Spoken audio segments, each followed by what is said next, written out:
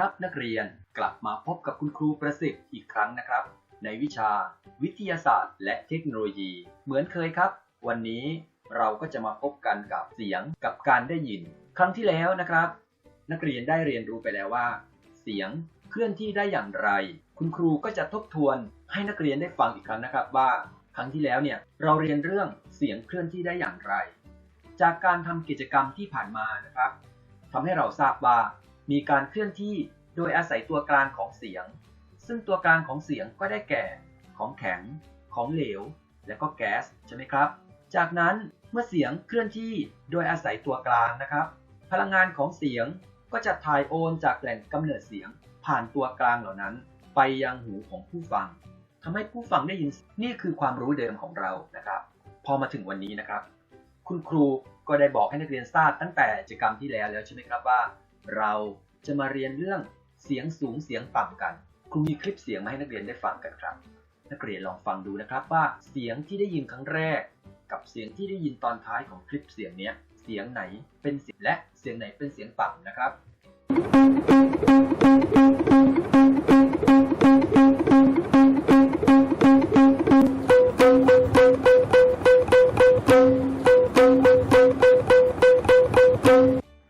เอาละครับฟังจบแล้วบอกครูได้ไหมครับนักเรียนลองคิดในใจไว้ก่อนนะครับแล้วมีใครพอจะบอกครูได้อีกไหมว่าแหล่งกำเนิดเสียงของเสียงเหล่านี้ที่ได้ยินเนี้ยหน้าตามันจะเป็นยังไงนึกออกไหมครับถ้านึกไม่ออกไปดูภาพนี้ครับถ้าคุณครูดีดเสียงจากแหล่งกำเนิดเสียงตัวนี้แล้วดูซิว่าเสียงมันสอดคล้องกับเสียงที่เราได้ยินครั้งแรกหรือเปล่าไปดูกันครับ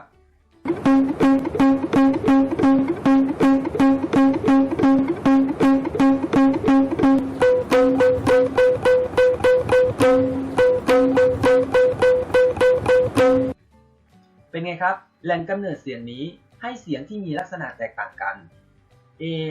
แล้วตรงไหนครับนักเรียนดูนะครับว่ายางวงตรงนี้เนี่ยเป็นเส้นเดียวนะครับแต่มีดินสอมาขั้นไว้การทำอุปกรณ์ชิ้นนี้เนี่ยนักเรียนสามารถทำได้ที่บ้านนะครับถ้าใครมีก็ทำได้เลยแต่ครูเชื่อว่าทุกบ้านต้องมีอยู่แล้วแหละลองมาฝึกทำกันดูนะครับสองฝั่งของดินสอมีขนาดความยาวของหนังยางนะครับไม่เท่ากันฝั่งด้านบนนะครับจะสั้นกว่าฝั่งข้างล่างจะยาวกว่าการให้เสียงก็ทำไมครับให้เสียงแตกต่างกันลองฟังอีกครั้งนะครับ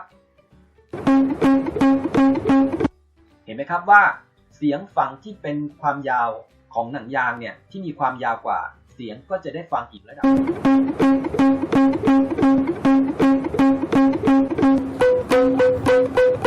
แต่พอเราไปเปรียบเทียบกับเสียงจากหนังยางที่มีความยาวสั้นกว่า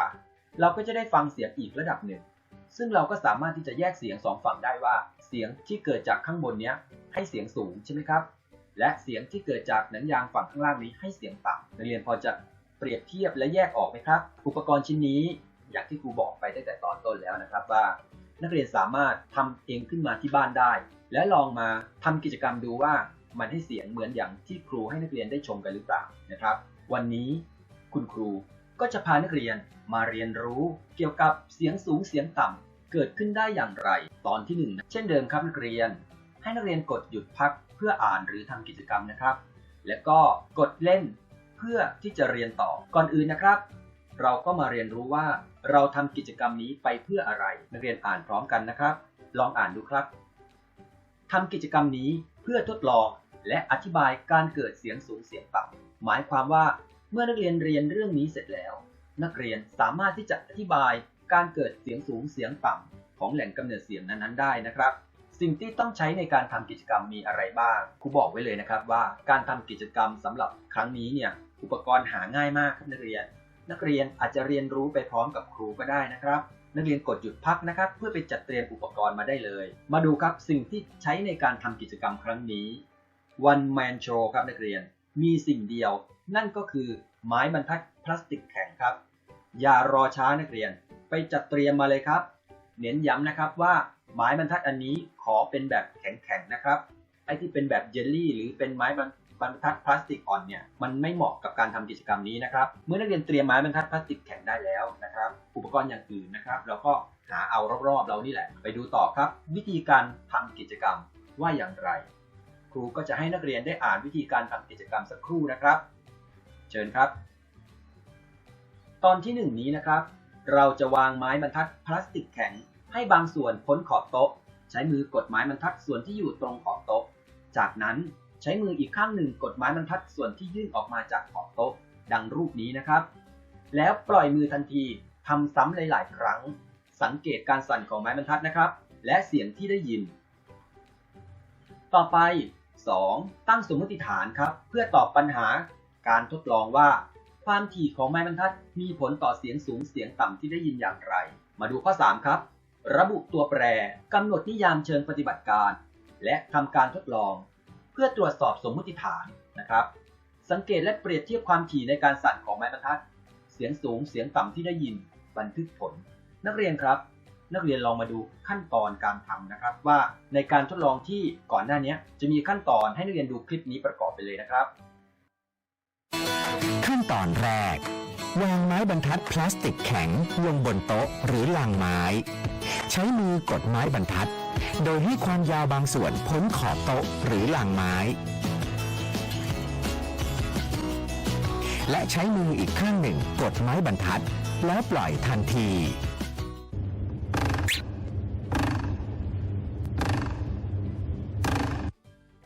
เดี๋ยวแป๊บนึงนะครับคุณครูขอย้อนคลิปมาที่ตรงนี้นะครับนักเรียนครับนักเรียนสังเกตดูนะครับตรงนี้เนี่ยเป็นการวางตำแหน่งของมือผิดนะครับในคลิปเขาก็เน้นย้ำให้นักเรียนได้เห็นแล้วนะครับคุณครูก็จะมาย้ำกับนักเรียนอีกทีนะครับพอวางตำแหน่งตรงนี้ปั๊บแล้วเรามากดเนี่ยมันจะเป็นวิธีการทำกิจกรรมที่วิธีที่ถูกต้องคือทำยังไง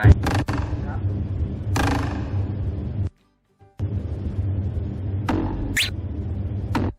วิธีที่ถูกต้องนะครับก็คือ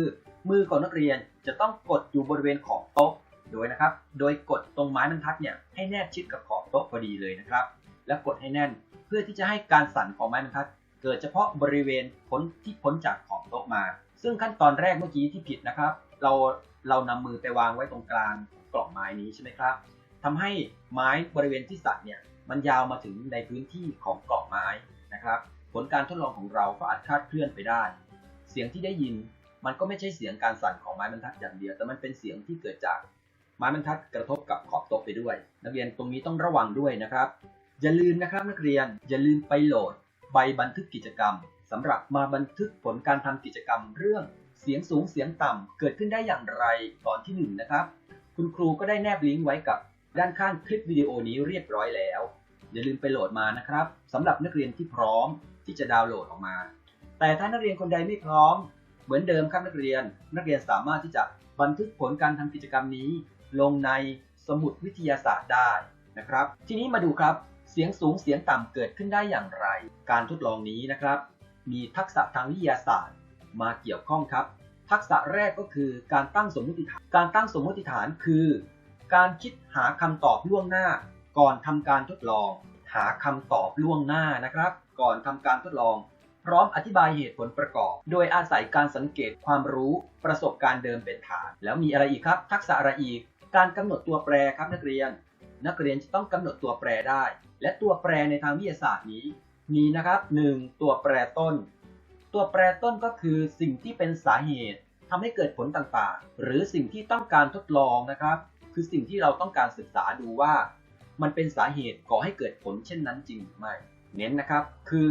สิ่งที่เป็นสาเหตุให้เกิดผลต่างๆที่จะเกิดขึ้นตามมาแล้วพิสูจน์ว่ามันเป็นสาเหตุเช่นนั้นจริงหรือไม่เมื่อมีตัวแปรต้นนะครับก็ต้องมีตัวแปรตามใช่ไหมครับตัวแปรตามคืออะไรล่ะ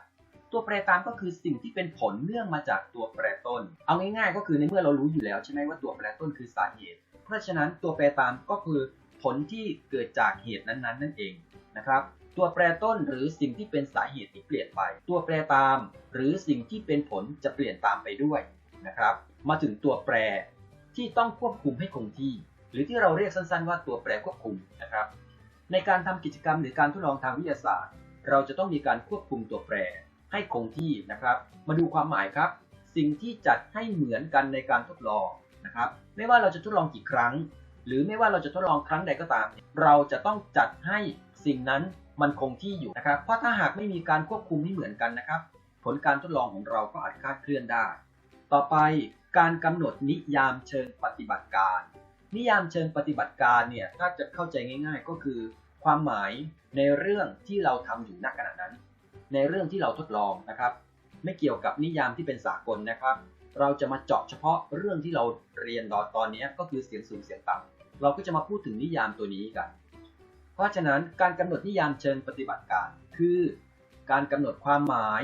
หรือขอบเขตสิ่งต่างๆที่อยู่ในสมมุติฐานหรือที่เกี่ยวข้องกับการทดลองให้เข้าใจตรงกันเพื่อให้สามารถสังเกตและวัดได้นะครับเอาง่ายๆก็คือใครก็ตามที่มาทำการทดลองนี้เขาจะต้องทำในลักษณะรูปแบบนี้เข้าใจตรงกับเราว่าความถี่การสั่นของไม้บรรทัดสั่นมากสั่นน้อยหมายความว่าอะไรเราก็จะกำหนดนิยามเชิงปฏิบัติการให้คนอื่นเขาได้รู้เหมือนกับเรานะครับมาถึงเวลาที่เราต้องมาตั้งสมมติฐานกันแล้วนะครับว่าจากกิจกรรมนี้นักเรียนจะตั้งสมมติฐานได้ว่าอย่างไรนะครับสมมติฐานก็คือนี่เลยครับเราก็จะตั้งได้ว่าความถี่ในการสั่นของไม้บรรทัดมีผลต่อเสียงสูงเสียงต่ำที่ได้ยินโดยถ้าความถี่ในการสั่นของไม้บรรทัดมีมากเสียงที่ได้ยินก็จะเป็นเสียงสูงและถ้าความถี่ในการสั่นของไม้บรรทัดน้อยเสียงที่ได้ยินก็จะเป็นเสียงต่ำเห็นไหมครับการตั้งสมมติฐานของเราเนี่ยเราก็อยู่ในขอบเขตของอะไรครับขอบเขตของการทดลองเพราะเราใช้ไม้บรรทัดในการทดลองใช่ไหมครับเราก็จะเอาเจ้าตัวไม้บรรทัดนี่แหละมาพูดในการตั้งสมมติฐานต่อไปตัวแปรต้นคืออะไรตัวแปรต้นก็คือความถี่ในการสั่นของไม้บรรทัดว่าไม้บรรทัดเนี่ยมันมีถี่สั่นมากหรือสั่นน้อยยังไงนะครับนี่คือตัวแปรต้นก็คือสาเหตุต่อไป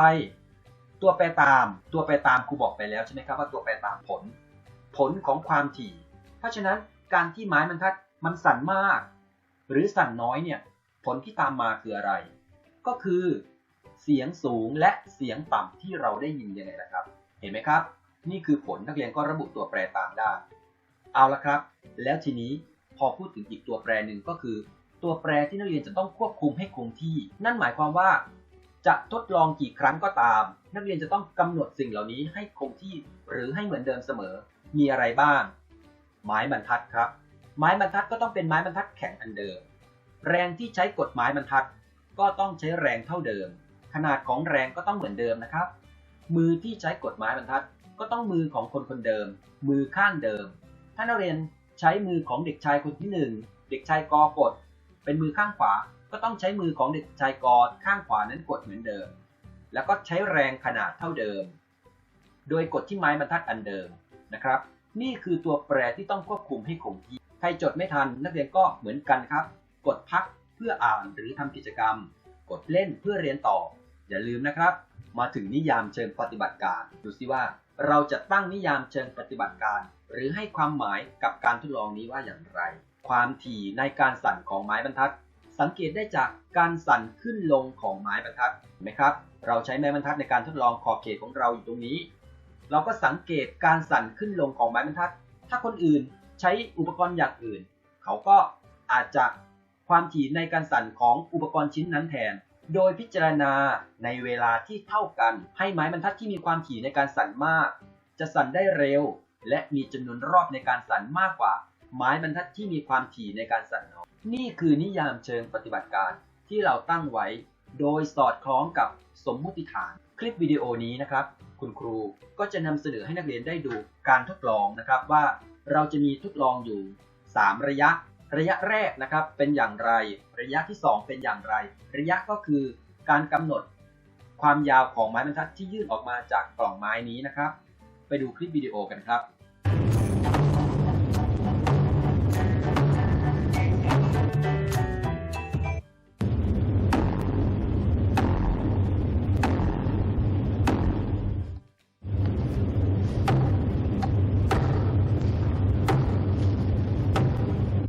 นี่คือขั้นตอนการทดลองในแต่ละครั้งนะครับครั้งที่1เนี่ยจะสั้นยื่นออกมาไม้บรรทัดจะยื่นออกมาเนี่ยแค่5เซนติเมตรครั้งที่2 10เซนติเมตรและครั้งสุดท้ายคือครั้งที่นักเรียนเห็นอยู่ในภาพนี้นะครับก็คือ15เซนติเมตรนักเรียนใช้มืออีกข้างหนึ่งกดตรงนี้ให้ชิด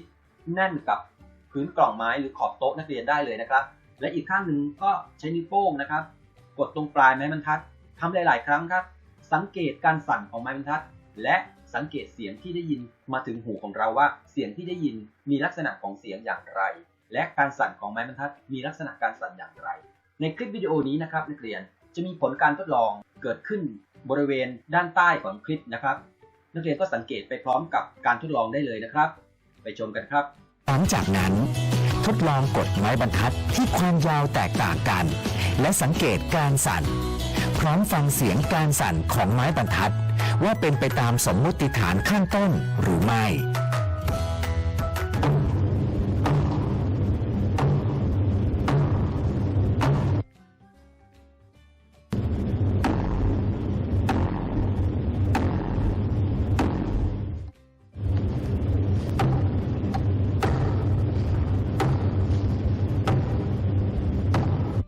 หลังจากทำกิจกรรมเมื่อกี้เนี่ยนักเรียนสังเกตเห็นแล้วใช่ไหมครับพอจะเปรียบเทียบได้ไหมครับว่าความถี่ในการสั่นและเสียงสูงเสียงต่ำที่ได้ยินเมื่อกดและปล่อยไม้บรรทัดที่มีความยาวยื่นออกมาจากขอบโต๊ะแตกต่างกันนั้นนะมันเป็นผลยังไงคุณครูก็จะนำนักเรียนมาบันทึกผลลงในตารางบันทึกผลการเปรียบเทียบนี้นะครับใครที่มี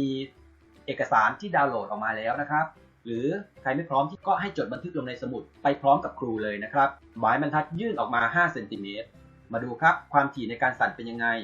สั่นมากที่สุดเสียงที่ทำให้เราได้ยินก็จะมีเสียงเป็นไงครับเสียงสูงที่สุดต่อไปยื่นออกมาพ้นจากขอบโต๊ะ10 เซนติเมตรการสั่นเป็นไงครับสั่นปานกลางเสียงที่ได้ยินก็เป็นเสียงต่ำลงใช่ไหมครับพอให้ยื่นออกมา15 เซนติเมตรการสั่นเป็นไงลูกการสั่นก็น้อยที่สุดใช่ไหมครับและเสียงที่ได้ยินก็เป็นเสียงที่ต่ำที่สุดนี่คือผลที่ได้จากการทำกิจกรรมนะครับเราก็บันทึกลงในตารางนี้เรียบร้อยแล้วต่อไปนะครับคุณครูก็จะนำนักเรียนอภิปรายผลการทำกิจกรรมโดยคุณครูจะถามนักเรียนเป็นข้อๆนะครับนักเรียนก็ช่วยคุณครูตอบคำถามอาจจะตอบในใจนะครับแล้วลองคิดดูซิว่าตรงกับคำตอบที่ครูได้ให้กับนักเรียนหรือเปล่าไปดูคำถามแรกเลยนะครับดูนะครับเมื่อกดปลายไม้บรรทัดและปล่อยไม้บรรทัดส่วนใดเกิดการสั่นเพราะเหตุใดกดไม้บรรทัดและปล่อยครับไม้บรรทัดส่วนใดสั่นเกิดได้เพราะเหตุใดครับบอกได้ไหมครับคำตอบของนักเรียนก็คือเมื่อกดปลายไม้บรรทัดและปล่อยไม้บรรทัดส่วนที่เลยพ้นขอบโต๊ะครับจะสั่นเพราะเราใช้มือกดส่วนอื่นๆไว้กับโต๊ะใช่ไหมครับเราใช้มือกดตรงนี้ไว้ตรงนี้ก็จะไม่เกิดการสั่นแต่มันจะสั่นเฉพาะส่วนที่ยื่นออกมานี่คือการทดลองที่ถูกต้องใช่ไหมก่อนหน้านี้ถ้าใครเอามือมากดบริเวณนี้ปั๊บผลการทดลองของนักเรียนคาดเคลื่อนไหมครับคาดเคลื่อนใช่ไหมครับมาดูคำถามข้อต่อไปครับความยาวของไม้บรรทัดส่วนที่สั่นสัมพันธ์กับมวลของไม้บรรทัดส่วนที่สั่นหรือไม่อย่างไรนักเรียนสังเกตที่ภาพนะครับเอาส่วนที่ยื่นออกมานะครับ5 เซนติเมตรส่วนที่ยื่นออกมา10 เซนติเมตรส่วนที่ยื่นออกมา15 เซนติเมตรนักเรียนคิดว่ามวลของไม้บรรทัดภาพใดครับเอาเป็นว่ามวลของไม้บรรทัดส่วนที่ยื่นออกมาความยาวเท่าใดครับที่มีมวลมากที่สุดบอกครูได้ไหมครับถูกต้องครับนักเรียนส่วนที่ยื่นออกมามากก็มีมวลมากใช่ไหมครับส่วนที่ยื่นออกมาน้อยก็มีมวลน้อยมันมีความสัมพันธ์กับไม้บรรทัดส่วนที่สั่นหรือไม่อย่างไรนักเรียนคิดว่ามีความสัมพันธ์กันไหมครับไปดูคำตอบกันครับสัมพันธ์กันครับโดยถ้าไม้บรรทัดส่วนที่ยื่นออกมามีความยาวมากเห็นไหมครับเนี่ยมีความยาวมากถึง15 เซนติเมตรมวลของไม้บรรทัดส่วนที่สั่นก็จะมีมากด้วยนะครับนี่เห็นไหมส่วนที่สั่นก็จะมีมากด้วยส่วนไม้บรรทัดที่ยื่นออกมามีความยาวน้อยมวลของไม้บรรทัดส่วนที่สั่นก็จะทำไมครับก็จะน้อย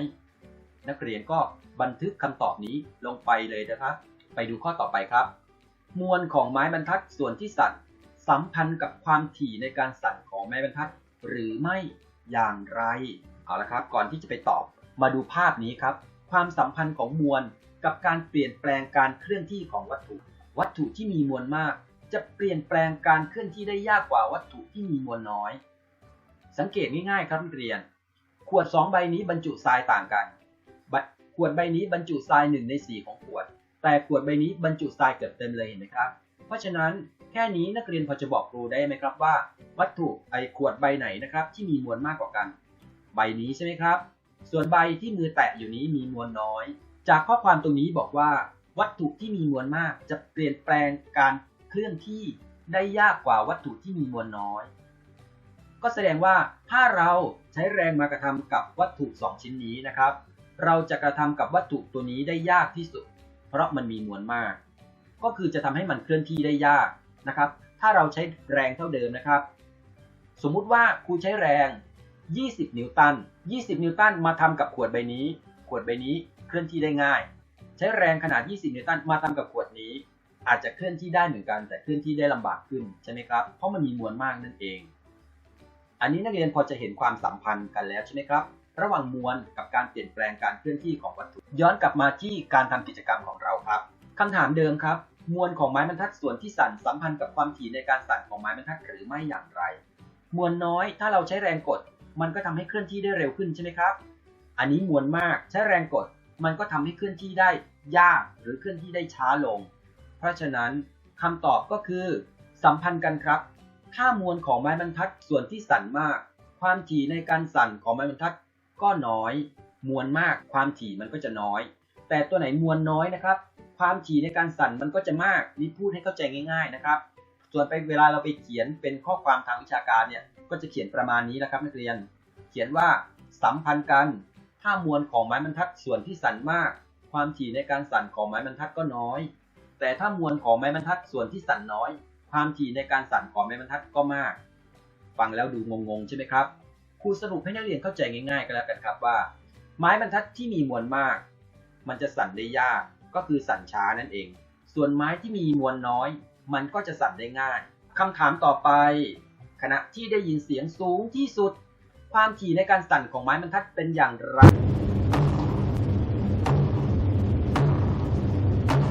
ความถี่ในการสั่นของไม้บรรทัดจะมากที่สุดครับเพราะไม้บรรทัดส่วนที่สั่นมีมวลน้อยที่สุดต่อไปครับยืดออกมายาว15 เซนเลยเห็นไหมครับ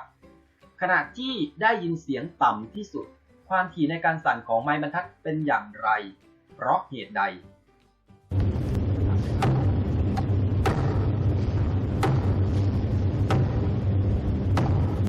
เห็นไหมครับเราก็ตอบได้ว่าความถี่ในการสั่นของไม้บรรทัดจะน้อยที่สุดเพราะไม้บรรทัดส่วนที่สั่นมีมวลมากที่สุดมันก็ไปสอดคล้องความสัมพันธ์ระหว่างมวลนะครับกับการเคลื่อนที่กับการเปลี่ยนแปลงการเคลื่อนที่ของวัตถุสมมุติฐานที่ตั้งไว้ที่เราตั้งไว้ตั้งแต่ก่อนหน้านี้นะครับเหมือนหรือต่างจากสิ่งที่นักเรียนค้นพบอย่างไรนักเรียนก็นำสมมุติฐานมาเปรียบเทียบกับสิ่งที่ค้นพบว่าอะไรครับพบว่าอันนี้นักเรียนขึ้นอยู่กับสมมุติฐานของนักเรียนนะครับถ้านักเรียนตั้งสมมุติฐานเหมือนที่ครูให้ไว้แต่ตอนแรกนักเรียนก็จะเขียนได้ประมาณว่าอย่างตัวอย่างนี้นะครับเหมือนกันกับสิ่งที่ค้นพบนั่นก็คือความถี่ในการสั่นของไม้บรรทัดมีผลต่อเสียงสูงเสียงต่ำที่ได้ยิน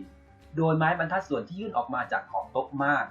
เมื่อดีดจะเกิดความถี่น้อยเสียงที่ได้ยินจะเป็นเสียงต่ำส่วนไม้บรรทัดที่ยื่นออกมาจากขอบโต๊ะน้อยเมื่อดีดจะเกิดความถี่มากเสียงที่ได้ยินก็จะเป็นเสียงสูงนี่คือสมมติฐานที่ตั้งไว้สรุปแล้วมันเหมือนกับผลการทดลองที่เราค้นพบใช่ไหมครับจากกิจกรรมนี้ค้นพบอะไรบ้างเกี่ยวกับการเกิดเสียงสูงเสียงต่ำครับนักเรียนเราก็จะพบว่าเมื่อดีดไม้บรรทัดใช่ไหมครับส่วนที่ยื่นพ้นขอบโต๊ะยาวที่สุดสั่นด้วยความถี่น้อยที่สุดเสียงที่ได้ยินก็จะต่ำที่สุดเพราะมันมีมวลมากที่สุดแต่เมื่อดีดไม้บรรทัดส่วนที่ยื่นพ้นขอบโต๊ะออกมาสั้นที่สุดจะสั่นด้วยความถี่มากที่สุดครับเสียงที่ได้ยินก็จะสูงที่สุดมวลมากสั่นช้ามวลน้อยสั่นเร็วจำอุปกรณ์ชิ้นนี้ได้ใช่ไหมครับนักเรียนสามารถไปทำนะครับแล้วสังเกตดูว่าเสียงฝั่งนี้สูงจริงหรือเปล่าเสียงฝั่งนี้ต่ำจริงหรือเปล่าจากการทำกิจกรรมที่ผ่านมานักเรียนก็พอจะบอกได้แล้วใช่ไหมว่ามวลของหนังยางที่อยู่บริเวณด้านบนนี้มันสั้นก็ทำให้มีมวลน้อยใช่ไหมครับเมื่อกดแล้วมันก็จะสั่นเมื่อดีดมันก็จะสั่นเร็วบริเวณเหล่านี้มันมีความยาวมากกว่ามวลมันก็มากเมื่อเราดีดมันก็จะสั่นช้าใช่ไหมครับเพราะว่ามันมีมวลมากเสียงที่ให้ออกมามันก็จะกลายเป็นเสียงต่ำมาดูคลิปวิดีโอนี้ครับนักเรียนสังเกตก่อนนะครับนี่คือกีตาร์โปร่งสายแต่ละเส้นเห็นไหมครับเส้นเล็กสุดเลยข้างบนเส้นใหญ่สุดขนาดของมันก็บ่งบอกถึงมวลใช่ไหมครับอันนี้มีมวลมากไล่ทยอยแล้วก็น้อยแล้วก็น้อยที่สุดมาฟังเสียงครับว่ามวลมากเสียงต่ำจริงหรือเปล่าและมวลน้อยเสียงสูงหรือเปล่า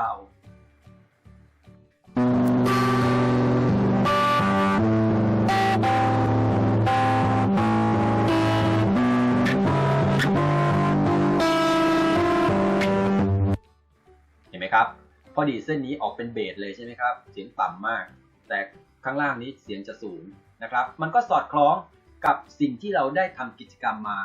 ในวันนี้ในชั่วโมงนี้นะครับนี่คือกิจกรรมที่เราได้เรียนรู้ว่าเสียงสูงเสียงต่ำเกิดขึ้นได้อย่างไรแต่เป็นเพียงแค่ตอนที่1นะครับ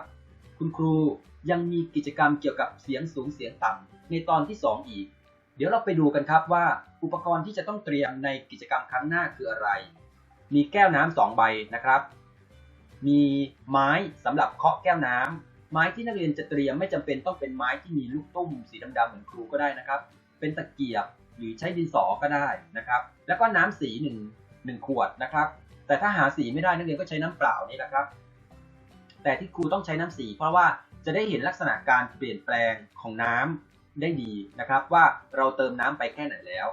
ก็ฝากนักเรียนนะครับใครอยากทดลองไปพร้อมกับครูนะครับทำกิจกรรมไปพร้อมกับครูก็ไปเตรียมอุปกรณ์เหล่านี้ครับเตรียมง่ายๆที่บ้านของนักเรียนเองแต่ถ้าใครไม่มีก็ไม่เป็นไรนะครับเราก็มาศึกษาคลิปวิดีโอที่คุณครูจะนำเสนอให้กับนักเรียนไปพร้อมกับเพื่อนๆได้สำหรับวันนี้นะครับกิจกรรมเรื่อง